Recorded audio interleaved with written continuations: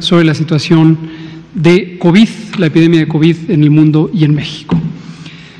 Hoy vamos a tener la oportunidad de tratar varios temas que tienen que ver con la respuesta institucional ante esta epidemia y tenemos noticias que nos parecen positivas y que es útil que la sociedad las conozca. A lo largo de la información que compartiremos, no solo hoy, sino en los próximos días, nos gustaría que la población conociera no solamente la situación misma de la epidemia y la importancia de tomar acciones. En este momento la principal acción son las medidas masivas de mitigación y es esto de quédate en casa, quédate en casa, quédate en casa. Lo vamos a estar enfatizando todos los días, pero también queremos que la población conozca varios de los elementos que implican que las instituciones estén listas para responder y que estén respondiendo ante actividades específicas. Entonces, hoy el doctor José Luis Salomía va a dar el informe y nuestros compañeros del Seguro Social van a explicar aspectos específicos sobre la respuesta en el Instituto Mexicano del Seguro Social y van a ver que hay aspectos muy positivos que van a facilitar la protección de las personas, en este caso las hombres y mujeres derechohabientes, pero también facilitar la medida de mitigación comunitaria. Y finalmente el doctor Reyes Terán, como lo anuncié hoy en la mañana, nos acompaña para hablar las generalidades de los ensayos clínicos, que son la contribución de México a la generación de conocimiento para México y para el mundo. Yo nada más voy a moderar. Doctor Salomía, por favor. Perdón. Con su permiso, señor subsecretario, muy buenas noches a todas y todos. Vamos a presentar el panorama internacional y nacional. Como ustedes pueden ver, todavía se mantiene una proporción de casos en los últimos 14 días de un 76%. Si recuerdan las presentaciones anteriores, se ha mantenido entre un 75, 74, 76, lo que quiere decir que la transmisión reciente, es decir, lo que ocurre en los últimos 14 días, ha mantenido un ritmo constante y esto representa precisamente la carga de la totalidad de los casos que hasta el momento se han confirmado, que ya son un poco más de 750,000 en esta pandemia. En la siguiente diapositiva vemos nuestro panorama nacional. El día de hoy, al punto de corte, son 1,215 casos confirmados. Así también se suma una nueva defunción para una totalidad de 29. Y pueden ver ustedes la distribución en una escala de colores en el mapa, en donde lógicamente hay mayor concentración de casos confirmados para cada uno de los estados. Son ya un total de más de 11,008 personas las que han sido estudiadas como o desde que son casos sospechosos de COVID-19. En la siguiente diapositiva podemos observar la distribución de carga de enfermedad por estado. Es similar, digamos, a la que tenemos en la diapositiva anterior, en donde tenemos el mapa, donde se puede notar dónde existe la mayor carga de enfermedad, en qué estado se está produciendo, pero de hecho la quisimos precisamente presentar de esta manera porque queremos también ver el contraste con la siguiente diapositiva.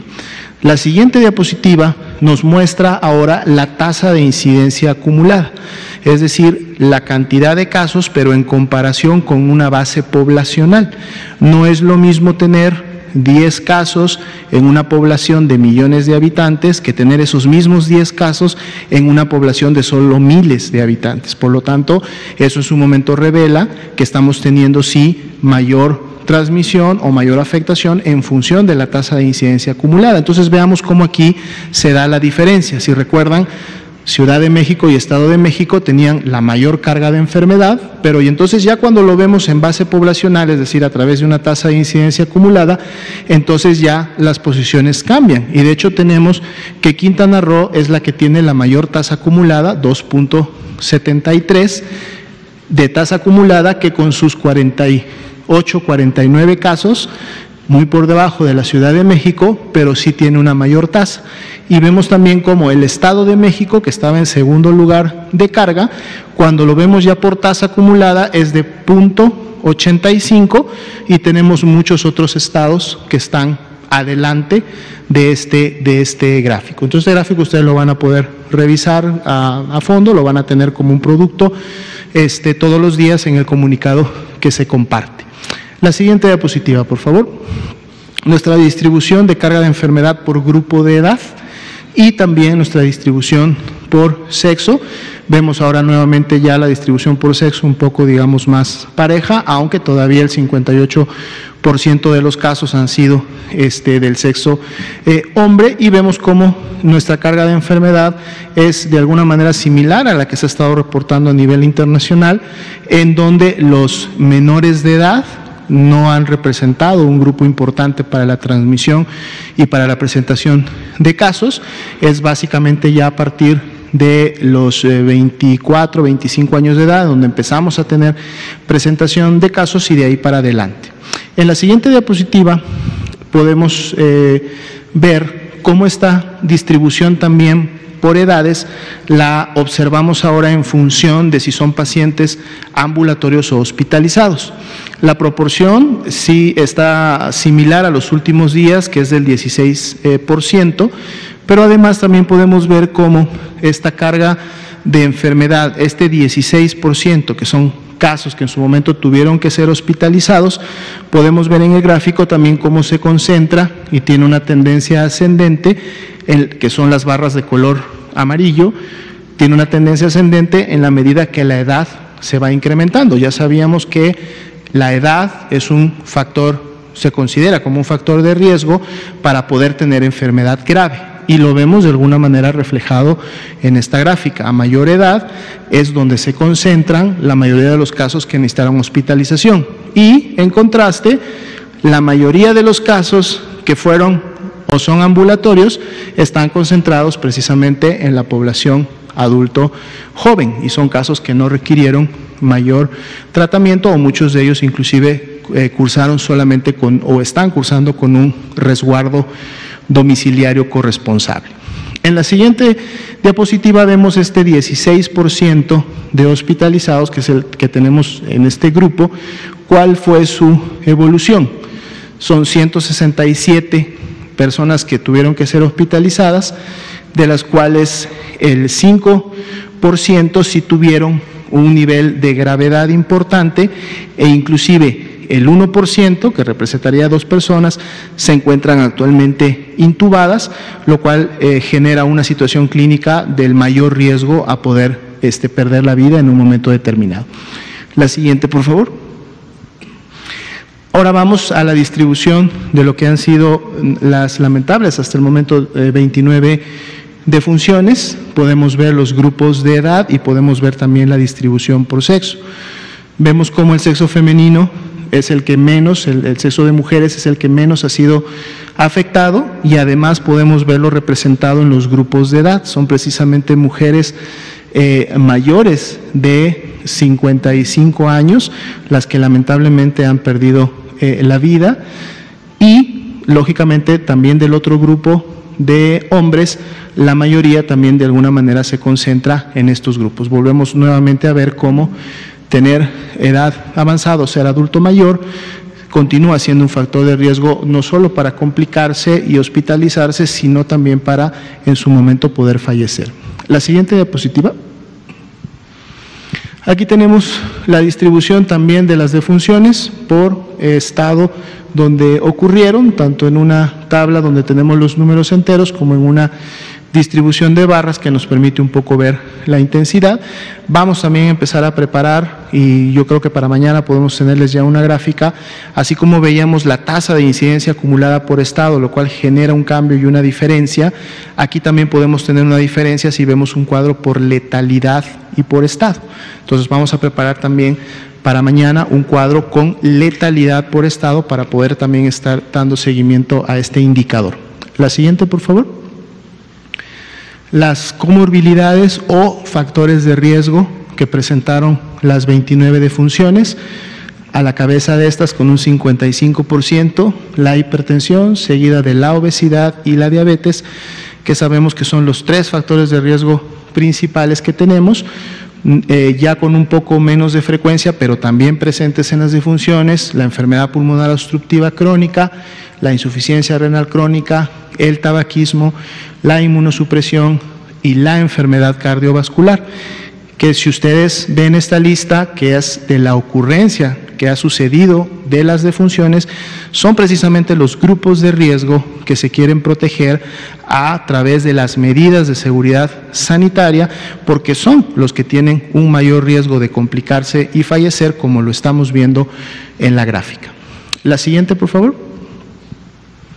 Aquí tenemos nuestra curva de casos acumulados, ya actualizada a la carga actual, que es de 1.215 casos, y bueno, vamos a seguir viendo siempre esta tendencia ascendente en la medida que la cantidad de casos que se va confirmando cada día continúe guardando una proporción.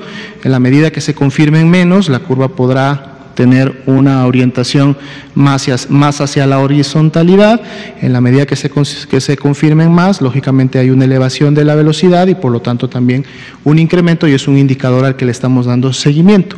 En la siguiente vemos precisamente esta curva, pero ahora cómo se compara en relación a lo que se ha dado en el comportamiento de otros países, una gráfica que se ha estado presentando también y actualizando, y bueno, esto sería el nuevo corte, y estamos dando seguimiento precisamente desde que en su momento se inició la Jornada Nacional de Sana Distancia el pasado 23 de marzo, y estaremos siendo muy puntuales en cuál es el comportamiento de la curva en la medida que van avanzando a partir de ayer las medidas de seguridad sanitaria que empezaron a implementarse, digamos, con una mayor cobertura, precisión en relación a quiénes son los grupos que deben de quedarse en casa y no salir. Me parece que es la última.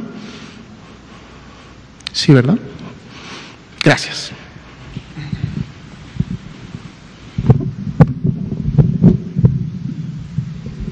Gracias, doctor Alomía, director general de Epidemiología.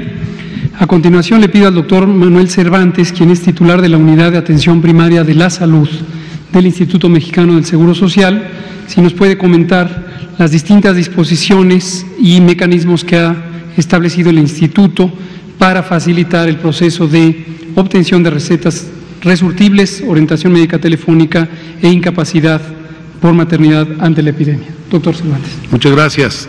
Primero que nada, buenas noches a todos ustedes.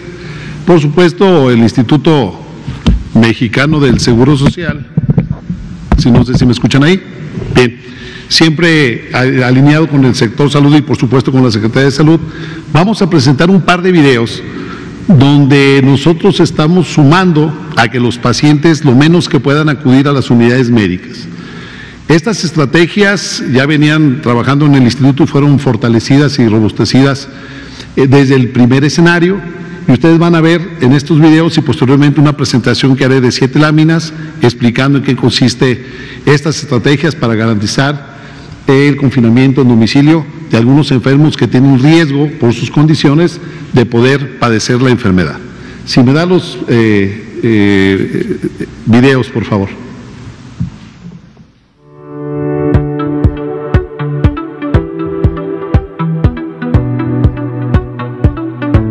Apoyar a los pacientes para que ellos traten de evitar estar exponiéndose al transporte público, no se expongan tampoco a estar en lugares confinados como es la misma consulta, la sala de espera, no estén ahí exponiéndose, sobre todo los adultos mayores, que son los que están más vulnerables a esta situación. Tiene como objetivo hacer más eficientes las instalaciones, sobre todo de primer nivel de atención, y con ello contribuir a que los pacientes que tienen alguna enfermedad crónica controlada puedan acudir solamente cada 3 meses a la consulta de medicina familiar, y los meses subsecuentes, ya sea ellos o cualquier familiar, pueden pasar solamente a surtir la receta a farmacia y se les entregarán los medicamentos. La receta resurtible se emite a través del Sistema de Información de Medicina Familiar. Como ustedes pueden observar, ya sale su nombre, receta resurtible. La receta resurtible se emite 4 tantos de la receta. Esta receta es una para el paciente, la primera receta del primer mes, del segundo mes y del tercer mes. Yo llego a la farmacia y las entrego las 4 tantos. Entonces, ¿qué hace la farmacia? Hoy me recogerá la receta del día de hoy y entrega el medicamento. Segunda receta, viene el vecino, amigo o familiar. Este vecino familiar entrega estos 2 tantos a la farmacia y aquí la farmacia checa perfectamente que sea esta receta la que se surte con la de la fecha que hoy va a surtir. Y el tercer mes regresa con estas 2 y esta se surte su receta, se queda farmacia con ella y esta es la receta del paciente.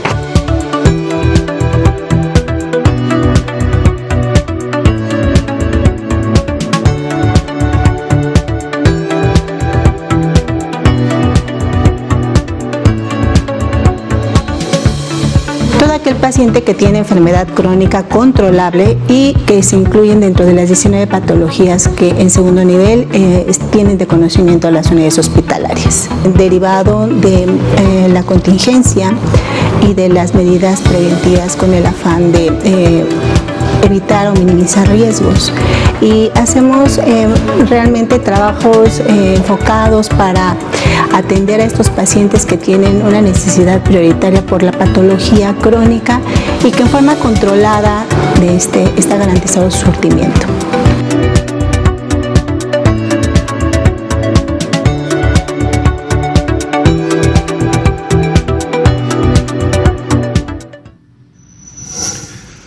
Gobierno de México.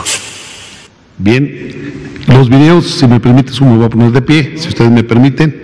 Miren, los videos pueden decir mucho, pero si no hay acciones que impacten en este día o en estas semanas, sigue quedándose en una imagen. Si me pasa, por favor, la presentación. Miren, quedémonos en casa ha sido una lucha, ha sido un anhelo y un desafío que tenemos. Y bueno, en Receta Resurtible, como ustedes lo escucharon, este es un programa que buscamos facilitar la atención para pacientes con algunas enfermedades crónicas que están controladas. El paciente recibe una consulta y cada 3 meses acudirá para poder tener la siguiente consulta, pero sus medicamentos podrá acudir a canjearlo una por cada mes. ¿Quiénes podrán acudir? Por supuesto que el paciente no. Puede ser algún familiar, un conocido o un amigo. Eso es importante. El paciente se tendrá que quedar como se ha quedado en sus casas, ustedes lo van a ver ahorita, y aprovechamos para que sus medicamentos los tenga en su domicilio a través de sus redes de apoyo. El programa nos permite también que los pacientes con riesgo no tengan que ir personalmente a recoger sus medicamentos. La siguiente, por favor. Estos son los padecimientos que acaban de ver en la videoconferencia, están funcionando los 3 niveles de atención y son pacientes con estas enfermedades que están controladas y cuyas condiciones clínicas nos dan oportunidad de no verlos cada 30 días, sino cada 3 meses. La siguiente, por favor. Miren, ¿qué es lo que ha sucedido? Y aquí yo quiero felicitar a los pacientes por su compromiso. Ahí tienen la historia. Nosotros veníamos dando desde agosto de 2013, 154,000 recetas resurtibles y vean lo que pasó desde el escenario 1. Los pacientes y sus familias, sus amigos y sus conocidos se comprometieron a 914,000 recetas. Casi 1 millón de pacientes que dicen, yo prefiero quedarme en casa y que vayan por mis medicamentos, mi conocido, mi amigo o mi familiar. Ahí está el compromiso de los enfermos. Queremos el compromiso de los sanos. Si los enfermos se están comprometiendo, ¿por qué los sanos no? Y eso lo dejo a toda nuestra sociedad. La siguiente. También preocupados y ocupados por otro grupo de riesgo, que son nuestras pacientes embarazadas. Tenemos que ser muy cuidadosos, muy prudentes y no arriesgarlas cuando no sea necesario. Pacientes embarazadas que llevan un control prenatal dentro del instituto y que van a requerir un certificado de incapacidad, bastará con la solicitud y la presencia de un familiar, amigo o conocido con una identificación oficial y con el carnet de la paciente. Estas pacientes obtendrán un certificado que se otorgará a partir de la semana 34 de gestación y se expedirá un certificado único por 84 días. ¿Qué estábamos haciendo? Nosotros tenemos la fortuna, el honor y el placer en el primer nivel de atención de atender por lo menos 5 veces a nuestras pacientes antes de pasarlas al segundo nivel para la preparación de atención a su parto. Si yo ya conozco a la paciente y le estoy haciendo un seguimiento prenatal, pues no tengo por qué, teniendo el antecedente de que venga esta paciente conmigo para poderle dar la incapacidad. Bien, para pacientes con vigilancia prenatal fuera del instituto, que tienen el derecho, las señoras, de poderse atender a lo particular, ¿qué es lo que vamos a hacer? Pues bueno, fuera del instituto se requerirá un resumen clínico de su médico particular, anexando exámenes de laboratorio y gabinete, firmado y con datos de la cédula profesional del médico que la está atendiendo, el carnet de la paciente que avale el estado clínico del embarazo, y puede acudir un familiar, un amigo o un conocido. Estamos ante una epidemia, tenemos que ser sensibles con estos grupos de riesgo y por lo tanto facilitarles la comodidad y el acceso a sus certificados de incapacidad. La siguiente. No nos hemos quedado ahí. Otra estrategia para que nuestros pacientes sigan en sus domicilios y que si tienen algunas dudas y algunas circunstancias de preocupación, entonces activamos la orientación médica telefónica COVID-19. ¿Cuál es el objetivo? Sencillo, reducir la concentración de personas en las unidades médicas, específicamente en las unidades de primer nivel de atención que son ambulatorias, y el riesgo de contagio por coronavirus, direccionando a nuestros pacientes para que sea un acceso efectivo a la atención médica según sea el caso. ¿Cuáles son los avances? Y vean otra vez el compromiso de nuestra sociedad, de nuestros pacientes, de nuestros derechohabientes. Previo a la epidemia de COVID, en los últimos 10 meses, habíamos realizado 8,600 orientaciones telefónicas.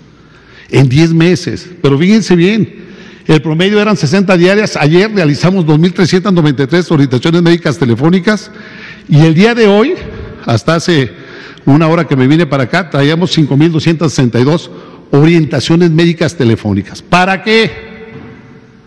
¿Para qué orientar médicamente a los pacientes?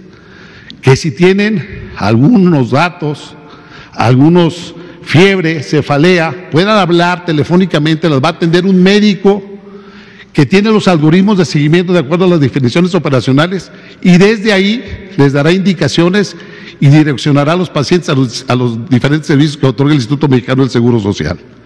Importantísimo. La siguiente, por favor. Y aquí tienen cómo el teléfono de orientación médica telefónica es atender las dudas de las personas acerca de su enfermedad y para ello deben llamar al número 800-222-2668. donde nuestros médicos capacitados en este call center podrán atender todas las dudas que a continuación les comento. ¿Cuándo se considera una persona sospechosa de la enfermedad? Contacto, caso confirmado o sospechoso. Ahí, con una simple llamada. Medidas de prevención para disminuir el riesgo de contagio, tanto en casa como al trasladarse. ¿Cómo se deben trasladar? ¿Qué es lo que tienen que hacer? ¿Cuándo debo de acudir a una unidad médica? Y nuestro subsecretario se ha cansado en decirnos cuándo debe de acudir un paciente a una unidad médica. Pues cuando tengo datos de alarma, ¿de acuerdo? ¿A quién se le tomará la muestra? Y ha sido, bueno, una y otro día están diciendo quiénes deben tomar la muestra y a quiénes. La prescripción de incapacidades, como acabamos de ver, y bueno, la identificación de unos signos de alarma. Si el paciente tiene dificultad para respirar, tiene dolor torácico, tiene fiebre, tiene cefalea y tiene tos, pues no lo vamos a mandar a una unidad de medicina familiar, lo vamos a mandar directamente a un hospital, ¿de acuerdo? Hugo, eso es como el Instituto Mexicano se preocupa y se ocupa para con nuestros pacientes. Muchas gracias. Excelente, muchas gracias, querido amigo doctor Manuel Cervantes, titular de la Unidad de Atención Primaria de la Salud. Ahorita podemos comentar más, seguramente a preguntas sobre la importancia de esta medida que facilita precisamente que se reduzca la oportunidad de movilización durante el periodo de emergencia sanitaria de personas en la vía pública, especialmente las personas que corren riesgo, como son las mujeres embarazadas o las personas con enfermedades crónicas, que precisamente son quienes tienen el mayor riesgo de complicaciones. Gracias. Le pido ahora al doctor Eduardo Robles su intervención, pero antes yo quiero hacer una intervención. Ayer, a pregunta directa de alguna de las colegas, que no la veo en este momento, quien me preguntó si se habían identificado casos de enfermedad COVID en trabajadores de la salud, yo comenté sobre un brote de COVID en una unidad médica del Instituto Mexicano de Seguro Social en Monclova, Coahuila, lo cual es cierto, y hay en ese momento identificados 17 personas del personal médico, del personal de salud afectadas. Entonces, eso es completamente cierto. Pero yo mezclé dos elementos y atribuí a este brote a la infección que pudo haber ocurrido fuera de esta unidad de salud y la atribuí a una consulta médica privada. Y quiero hacer una aclaración, me parece que es justa. Le pido una disculpa al Estado de Coahuila, ya le pedí la disculpa al señor gobernador y a los habitantes de Monclova, que reconozco que estaban molestos por este comentario. Aclaro que el brote es cierto, pero la atribución a esta infección fuera de la unidad fue un error mío, disculpa pública. Y por ello he pedido el apoyo del doctor Eduardo Robles, jefe de la Unidad de Salud del Trabajo, de la División de Salud del Trabajo, del Instituto Mexicano del Seguro Social, quien tiene la información más directa sobre este brote, si nos puede comentar sobre las implicaciones del brote en el curso de la epidemia. Doctor, por favor. Gracias, buenas tardes, gracias por la invitación a este foro. Les quiero comentar cómo está la situación en el panorama de los trabajadores de la salud del Instituto. A la fecha del día de hoy, hasta este momento, tenemos nosotros reportados 39 casos confirmados. De esos 39 casos, tenemos 3 casos que lamentablemente fallecieron, casos comprobados. En estos 3 casos no se ha manifestado o no se ha podido comprobar que haya habido una exposición ocupacional.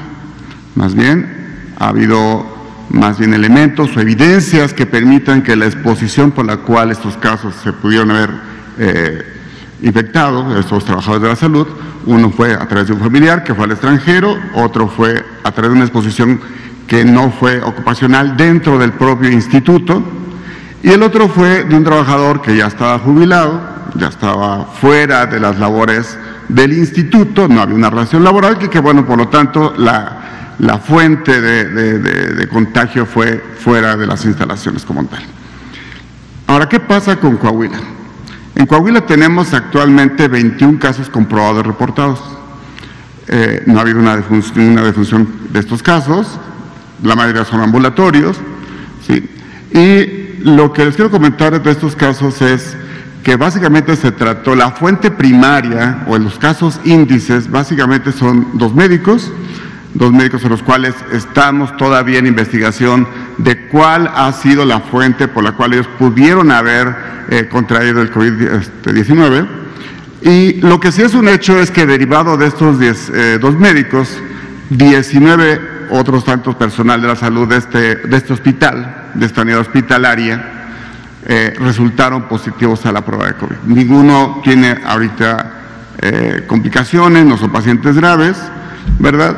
Y a final de cuentas, lo que les quiero comentar es que el hecho de que se presente un caso dentro de una unidad hospitalaria del instituto o de cualquier unidad hospitalaria no necesariamente involucra que haya una exposición ocupacional derivada de este caso.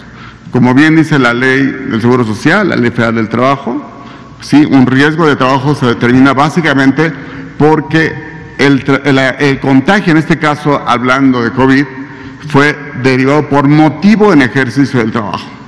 En este caso, sí, para al menos estos 3 trabajadores que fallecieron, no se comprobó esta situación, no se ha comprobado esta situación, y en el caso de los 2 médicos que fueron los casos índices en Coahuila, estamos en investigación para ver si hay una exposición ocupacional dentro de las instalaciones del instituto. Ahora, lo que sí, a través de una indicación que nos dio nuestro director general, Yo el día de mañana me dio la indicación de que parta o que viaje a Coahuila a primera hora, me reúna con el gobernador Miguel Ángel Riquelme para poder precisamente a través de una conferencia de prensa expresar cuáles van a ser las estrategias con respecto a las medidas sanitarias de atención que se deben de dar en el Hospital General de Zona Convencional Familiar número 7 de Monclova. Entonces, básicamente, doctor López-Gatell, este sería el estatus de este brote de Coahuila. Tenemos ya bien identificados los 2 casos índices y ahí estamos todavía queriendo comprobar o determinar cuál fue la fuente de contagio. Excelente, muchas gracias, doctor Eduardo Robles, jefe de la División de Salud en el Trabajo del Instituto Mexicano del Seguro Social. Finalmente, le pido al doctor Gustavo Reyes Terán, si es tan amable de compartirnos de manera breve la información sobre la investigación clínica que está emprendiendo el equipo mexicano en estos momentos relacionado con COVID. Doctor, por favor. Sí. Buenas noches y gracias. El grupo de investigación científica que me ha tocado coordinar está conduciendo o está terminando los trámites para iniciar la conducción de 5 ensayos clínicos.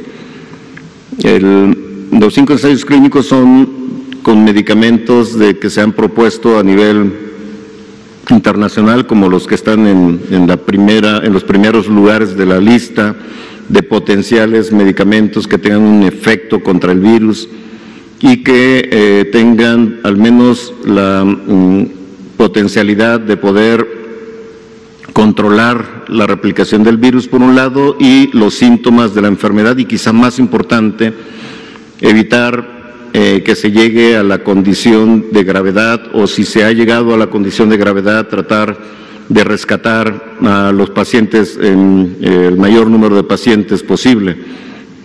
Ya les he dicho previamente, los 5 medicamentos que tienen potencialmente un efecto contra el COVID-19 son, quizá en primer lugar, Remdesivir, en segundo lugar, la hidroxicloroquina, en tercer lugar, la combinación de hidroxicloroquina con acitromicina, y en cuarto lugar, el tocilizumab, el nombre un poco complicado, pero es un anticuerpo dirigido contra una molécula en las células que impediría la inflamación sistémica, que finalmente es lo que conduce al daño a los tejidos, al daño pulmonar en particular, no exclusivamente en los pulmones, sino también en otros órganos.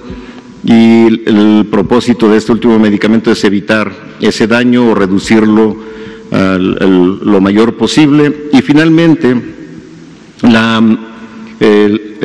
un método que se llama plasmaféresis, o la obtención de plasma, componente líquido de la sangre de los pacientes que han superado la infección y han estado muy gravemente enfermos y con altos títulos del virus, que para tratar de trasladar o pasar el plasma a personas que están sufriendo la enfermedad. Entonces, los 5 protocolos están en terminación de los trámites que hay que hacer. Recuerden siempre que el principio médico fundamental es no dañar, o sea, no se puede utilizar un medicamento de buenas a primeras solamente porque alguien dice que puede ser útil, sino que se tiene que seguir un proceso. Primero, escribir el protocolo. En segundo lugar, someterlo a un comité de ética que está compuesto de integrantes con ciertos criterios. Y en tercer lugar, también a un comité de bioseguridad. Todo esto con el propósito de no dañar con el medicamento que se quiere probar o se intenta probar, como se está haciendo en otras partes del mundo. En México es igual. Y después de que se ha comprobado que no daña, y con algunos medicamentos de los que les he descrito, se tiene amplia experiencia de que no son perjudiciales y por tanto da inicio a un ensayo clínico controlado, que es el nombre técnico correcto de un experimento en humanos, evaluado éticamente para ser conducido en los pacientes con enfermedad grave, no exclusivamente grave, sino también en una etapa moderada o una etapa leve inclusive, o de manera de profilaxis. Y los 3 ensayos clínicos que ya han recibido la aprobación por el Comité de Ética e incluso COFEPRIS para empezar son el de Remdesivir, el de hidroxicloroquina y el tercero es con tocilizumab. En la historia de la enfermedad hay un periodo de incubación donde no hay síntomas, que puede ser en promedio de 5 días aproximadamente, 5 a 6 días. Inician los síntomas donde hay una carga de virus en los tejidos, el tejido de todo el tracto respiratorio. En ese momento hay fiebre, hay tos, pero estimula a su vez una inflamación de todo el organismo humano, que es donde puede causar daño al tejido pulmonar, inflamación sobre todo, y puede expresarse clínicamente con falta de aire, que es el síntoma de alarma más importante en una persona que tiene COVID-19 y que es un signo que debe de hacer pensar que esa persona debe ser atendida en un hospital. Y finalmente, bueno, si no se detiene esa inflamación, aun cuando ya no haya virus en el cuerpo humano, esa inflamación puede causar la muerte de una persona infectada por el SARS coronavirus 2. Entonces, ¿en qué momento iniciar los tratamientos? Puede iniciarse en una etapa temprana, en una etapa intermedia o en una etapa tardía. Lo que estamos proponiendo es que en una etapa temprana e intermedia se utilice hidroxicloroquina o Remdesivir e incluso también en pacientes graves y el tocilizumab en esta fase de una enfermedad grave.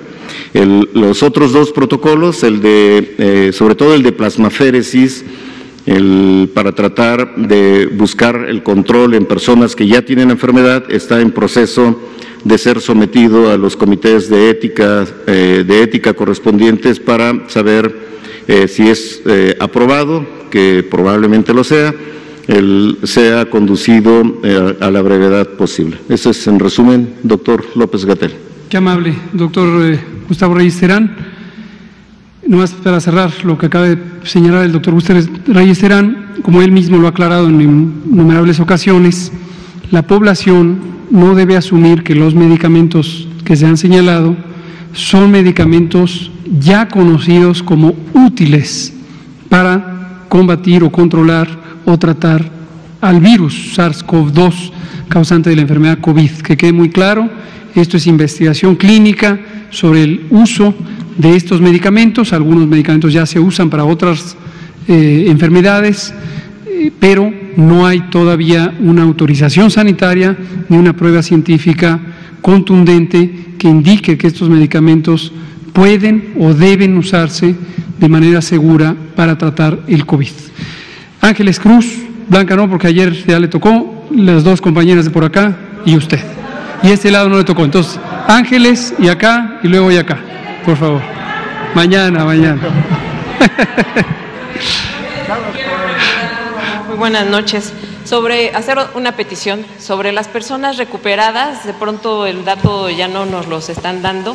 Quisiera yo saber cuántas personas, porque se ha mantenido muy estable en 4%, pero a un mes del primer caso yo pensaría que ya hay más personas que están recuperadas. Entonces, a ver si nos pueden dar esa información, cuántos hombres, cuántas mujeres, qué es lo que a todos les han aplicado una prueba para verificar que ya no son portadores del virus, si es así como se va a hacer o simplemente pasan los 14 días.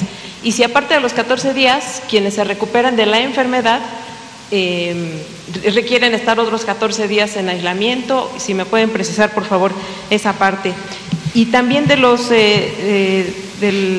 que acaba de comentar el doctor Cervantes del IMSS, yo quisiera preguntarle, de estas llamadas que han recibido, que son las 5,000 que dijo del día de hoy, incluso las de ayer, ¿cuántas son las que son sí efectivamente indicativas de que se tratan de personas que pudieran sí tener la enfermedad y cuál es la situación, porque hay en otros servicios en que les ofrecen que los van a llamar o que les van a decir a qué clínica acudir y esa llamada no ha llegado, ¿no? Que si me puede comentar, por favor, lo del Seguro Social y respecto a la curva de la pandemia, si quisiera yo saber. Dice usted que con las medidas de sana distancia se va a buscar que la curva sea plana, ¿no? Al 30 de abril se va a evaluar en función de eso, si esa curva es plana o no, dependiendo qué es lo que nos va a decir si hay necesidad de prolongar las medidas, de qué tamaño pudiera tener que ser la curva para, por ejemplo, seguir, no sé si mantener el aislamiento o la sana distancia, más o menos si nos puede orientar, por favor. Gracias. Yo sí respondo solo rápidamente el tema de los recuperados. Si recuerdan, principios ya de la semana pasada, iniciamos con la transición al modelo de vigilancia epidemiológica Centinela. Esto también lleva a adecuaciones en el sistema de información en línea, es decir, la plataforma a través de la cual se notifican los casos. Esta variable, para tener la puntualidad de cuántos casos se han recuperado, la actualizan también los estados, las entidades federativas, las unidades. Ellos marcan en una pestaña que tienen disponible, actualizan el estado de la persona. Entonces, solamente la migración que hemos tenido de lo que antes era una máscara de captura a lo que ahora será ya un sistema formal de vigilancia, ha generado que estamos en este proceso nada más en el que estamos validando la información. Pero podemos sin ningún problema traer una estimación para el día de mañana. El último corte había estado entre 16 y 18% ya la cantidad de personas recuperados del total de casos, pero voy a pedir que hagan un corte, digamos, de tipo manual para que hagan la estimación y poderles presentar el dato mañana mismo, y subsecuentemente, ya una vez que la nueva plataforma esté operando al 100%, es un dato que podremos tener ya sin problema todos los días. Gracias, doctor Cervantes. Gracias. Efectivamente, de las 5.262 llamadas que se recibieron hoy aproximadamente hasta las 5 de la tarde, 4.003 llamadas están relacionadas con enfermedades respiratorias. No quiere decir que todas son COVID, sino que se orientó a los pacientes. 446 pacientes fueron direccionados a través de nuestros médicos a las unidades de medicina familiar y nada más 7 pacientes, de acuerdo al interrogatorio que se les hizo, mostraron datos de alarma. Estos pacientes con datos de alarma fueron canalizados a los hospitales de segundo nivel. Gracias, doctor Cervantes. Y sobre la pregunta de Ángeles Cruz de la jornada, que me parece también de interés público general, ¿qué quiere decir aplanar la curva? Cuando decimos aplanar la curva, a lo que nos referimos es que cuando ponemos en estas gráficas que presentamos en las tardes la cantidad de casos que se presentan cada día, casos de COVID, independientemente de que sean leves, graves o muy graves, uno puede ver que existe esta curva que hemos presentado. Si la podemos ver, por favor, y así lo explico de manera visual. La curva, esto es un tecnicismo, es la curva epidémica de casos acumulados, es la manera de representar visualmente la cantidad de casos que se presentan en México y que se reportan o se identifican cada día. Aquí están los días y entonces cada puntito en un día es el número de casos que dice aquí, 0, 200 tal, este es los casos posibles que puede haber. Aquí había 0, 0, 0, el 27 de febrero tuvimos el primer caso, esto es aquí, tuvimos el primer caso, no se ve porque está muy pequeñito, luego tuvimos un caso, 2, 2, 0, 0, 0, 3, etcétera. El 13 de marzo tuvimos 11 casos y fue cuando hicimos el anuncio de que cambiaba el patrón de aumento de la epidemia. Se acordarán, un viernes por la tarde y luego el sábado. Y después tuvimos 14, 20, 20, 40, 45, 40, luego tuvimos 60, 65, luego tuvimos 100, 110, etcétera. Y esa es la velocidad a la que está cambiando la epidemia. Esa velocidad de cambio es la fuerza de infección, es el vigor, vamos a llamar en un término no técnico, que tiene la amplificación de la epidemia. Lo que queremos es que sea más lenta. En la medida en que esta curva que va hacia arriba está a esta velocidad, quiere decir que cada día estamos sumando 80, 100, 110, 120 casos. Quisiéramos tener menos casos por día. Y aplanar la curva es un término no técnico que quiere decir reducir esta inclinación. Ahora, ¿cuánto? No hay una meta preestablecida, lo ideal sería 0, pero sabemos que esto es imposible, y cualquier ganancia en la que se reduzca la velocidad es un éxito, es un triunfo de las medidas de mitigación comunitaria. No hay de antemano una meta, porque obviamente es una epidemia nueva, es una carga de enfermedad que ocurre en la población, es un fenómeno muy complejo y quisiéramos tener el máximo éxito posible. Lo que vamos a saber es cuando hayan pasado 14 días desde que empezaron, en promedio 7 días de hecho, desde que empezaron las medidas de mitigación, vamos a empezar a ver cambios en la inclinación de esta línea. Debemos ver, ojalá veamos, esto será un éxito no nuestro del gobierno, es un éxito de la sociedad mexicana que se habrá quedado en casa, fuera del espacio público y habrá reducido el número de contagios. 7-14 días es en promedio desde que se ponen las medidas. En este caso las medidas empezaron el 23 de marzo con el cierre de las escuelas. El cierre de las escuelas implica la suspensión de la circulación en el espacio público de cerca de 15 millones de personas de manera directa, entre estudiantes, profesores de todos los niveles educativos, más los padres de familia, otros familiares, las personas que dependen de la economía relacionada con la venta de productos o servicios a las escuelas. Luego se han ido agregando las otras intervenciones que, como mencionamos ayer, tienen un cumplimiento incompleto todavía. Entonces, esperamos que va a ir en 7 a 14 días reduciéndose eso y ojalá se reduzca de manera importante. Pues si no... Sí, si no, siguen otras posibilidades, otras medidas, pero llega un punto en el que la velocidad de cambio de la epidemia es tan importante que otras medidas implicarían una restricción extrema de la movilidad que tendría efectos muy desfavorables sobre la vida pública y quizá en un momento de muy poca utilidad. No olvidar que para la fase 3 también nos empezamos a preparar desde enero. Entonces, todo lo que se explicó ayer de la preparación y expansión y reconversión hospitalaria es lo que va a estar jugando un papel muy importante en la fase 3. El compañero de por acá, y luego usted. Y nos quedan 10 minutos.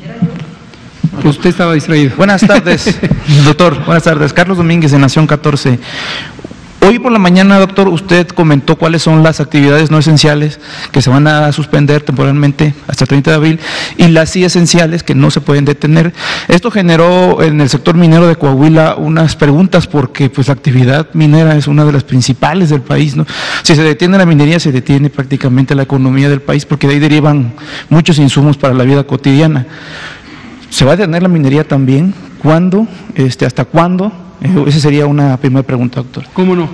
Hace unos minutos, justo antes de venir acá, estuve en una reunión en que ya llevábamos 2 horas y media con la secretaria de Gobernación, de inicio también el canciller Marcelo Ebrard, el vocero de la Presidencia, el titular de Protección Civil y por vía remota los 32 gobernadores y 30 gobernadores y 2 gobernadoras, incluyendo la gobernadora de Sonora y la jefa de gobierno de la Ciudad de México. Uno de los temas fue esta preocupación y tanto el gobernador de Coahuila como el gobernador de Chihuahua como la gobernadora de Sonora, que son estados mineros, expresaron directamente esta inquietud. La respuesta es la siguiente. La minería evidentemente es una de las actividades económicas importantes, igual que la industria manufacturera, igual que la industria de la construcción, igual que la industria de producción de otros insumos primarios. Nosotros no quisiéramos que se detuviera. O sea, lo ideal es que no se detenga la vida pública, pero tenemos que ser totalmente realistas. Tenemos que tener una conciencia clara de 2 elementos no deseados. Una es, tenemos una epidemia y no queremos que esa epidemia se propague rápidamente. ¿Qué va a pasar si se propaga rápidamente? En la fase 3 vamos a tener demasiados casos, demasiadas personas enfermas y por más reconversión hospitalaria no va a ser posible atenderlas a todas. Y esto va a causar graves daños en la salud y el riesgo de la vida de las personas. Nadie quiere eso. Tampoco queremos que se disminuya la actividad económica y social porque afecta a las familias. Hemos dicho repetidamente, la mitad de las familias mexicanas, o no de las familias, de la población mexicana, vive en condiciones de pobreza, vive al día, ¿no? Y quien no vive al día porque tiene un salario en la industria minera, tampoco queremos que quede en un paro de labores, en fin. Pero hay que llegar al punto de equilibrio. Y el punto de equilibrio no puede esperar más, y es precisamente las disposiciones. Esto no es una disposición de una persona, no es que yo lo decidí, se sometió a consideración del Consejo de Salubridad General y en forma unánime, reflexionando sobre los pros y los contras de esta medida, se decidió establecer una medida que es enérgica, útil para la reducción de los contagios y a la vez limitada. En tiempo es limitada, de manera efectiva son 21 días hábiles que se suspende la actividad. En otro contexto, señor subsecretario, de los ventiladores. Hay un déficit de ventiladores, de respiradores artificiales en el mundo por esta pandemia. Hace unos días el canciller nos comenta que él está tratando de conseguir fuera del país, pero, o sea, ¿por qué buscar fuera del país cuando aquí en México se han formado ya varios grupos de empresarios, emprendedores, científicos, médicos, ingenieros que han desarrollado prototipos y que están esperando solamente que la COFEPRIS, el INER, Secretaría de Salud evalúe sus prototipos que fueron hechos basados en normas internacionales para poder producirlos en masa? Incluso nosotros en Nación 14 platicamos con un colectivo, un grupo de Sonora, que dicen que ellos están desarrollando prototipo para regalar la patente si es necesario y con ayuda de ustedes hacerlos. ¿Por qué? Para que no pase lo que pasó en Europa, en España e Italia sobre todo, que tuvieron que seleccionar a quien sea quien no darle un respirador. Comentan que su prototipo puede ayudar a que el 80% de los que ya existen sean solamente para casos graves y los suyos, que es de mediano nivel. Mándenoslo, ya no pues perdamos tiempo, mándenlos con nosotros. No tenemos resistencia alguna a considerar estas alternativas, estamos buscando todas las alternativas. Déjenme comentarles, en este trabajo que hacemos en el comando operativo, dicho sea de paso, quiero agradecer a todo un comando operativo que representa a todo el gobierno. Están prácticamente todas las secretarías de Estado y sus órganos, algunos de sus órganos desconcentrados participando en este operativo, y estamos funcionando muy bien porque estamos coordinados. Establecimos un grupo técnico conformado por los mejores especialistas en medicina crítica de las instituciones públicas de atención médica y convocamos a ingenieras e ingenieros de instituciones públicas y alguna privada de educación superior. Y esto lo hicimos con el propósito de que este grupo analice precisamente esto, cuál es la factibilidad, qué tan posible es que en un tiempo muy corto podamos tener la fabricación de uno o más prototipos o modelos de ventilador mecánico. Entonces no tenemos resistencia alguna. Si usted conoce a un grupo adicional que nosotros no hemos contemplado, por favor me da el dato y trabajamos también con quien sea. No es COFEPRIS, no se trata de COFEPRIS. Necesitamos resolver esto pronto. Mándenlo a cualquier persona, grupo, institución que usted conozca que tiene una posibilidad real de producir una alternativa. Gracias. Ella, y creo que va a ser la última porque el tiempo es muy limitado. Ahora les va a tocar mañana. Buenas noches, Jocelina Redondo de Notimex. 2 preguntas nada más.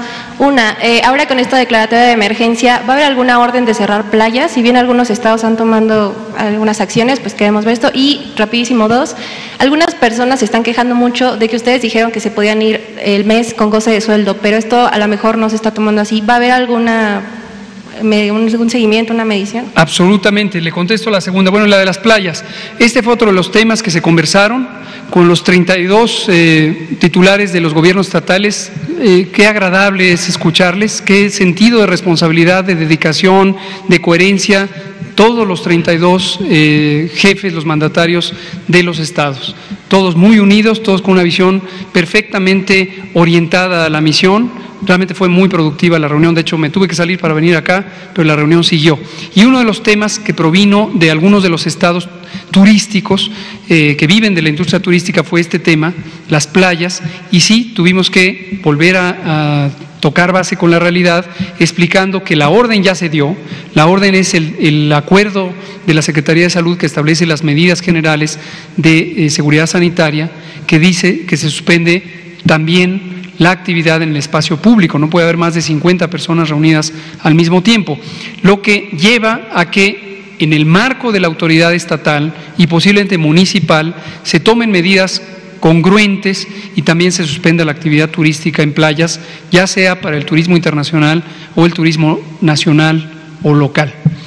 Respecto a el trabajo, reiteramos lo que dijo ayer el canciller Ebrard sobre la figura jurídica de esta emergencia por causa de fuerza mayor.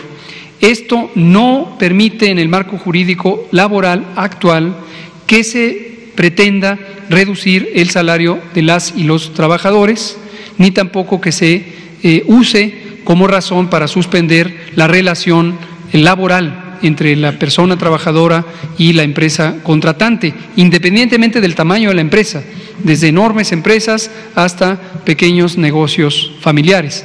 La secretaria del Trabajo esta mañana precisamente emitió un comunicado por medio de un video en el que participamos conjuntamente, y ella, en el marco de sus atribuciones, explicó que están a disposición los números de la Procuraduría de la Defensa del Trabajo y la propia Secretaría del Trabajo para orientar a cualquier persona trabajadora en lo individual o a representaciones de los trabajadores sobre sus derechos para que estos derechos no sean vulnerados. Lo que pedimos es un acto de solidaridad con el país. Cada empresa que ponga el hombro, que asuma una parte del problema, del reto, el reto es para todas las personas que habitamos el país. Vivimos ante un riesgo que hay que enfrentar todos, todas, de manera colectiva. Entonces, si las empresas, grandes, medianas o pequeñas, hacen su parte y contribuyen facilitando que la medida de sana distancia se lleve a cabo sin afectar los derechos de las personas trabajadoras, vamos a tener una medida efectiva que nos disminuirá el riesgo a todas las personas que vivimos en este país. Es lo que pedimos. Aquí se va a tener que acabar porque se nos acaba la transmisión. Muchas gracias. Nos vemos mañana, 1 de abril. Gracias.